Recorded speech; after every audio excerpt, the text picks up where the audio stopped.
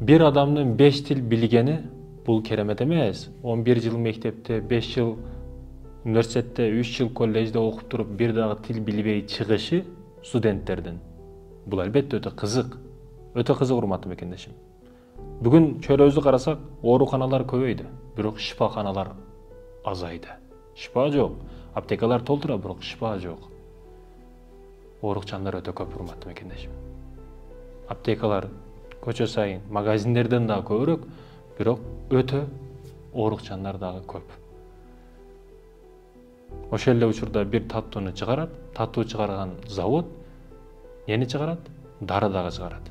Таттууну берип, уулап кайра түшүнүктүү.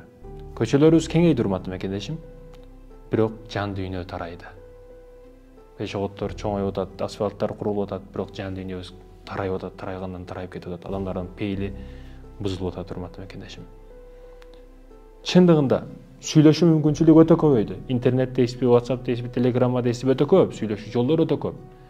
Сүйлөшкөндөр өтө аз.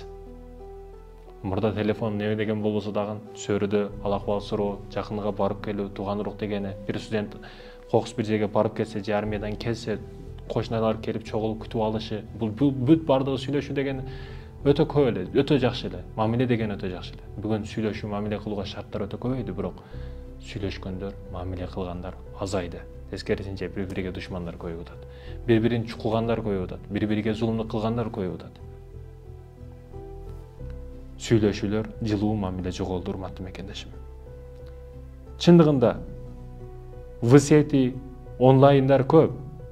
Высети онлайндар көп, бирок жазгандар аз да. Жазгандар аз. Эми урматтуу мекендешим суроодо сизге кайсы бири оорулуу? Окулган бирок жооп жок. Окулбаган бирок онлайн.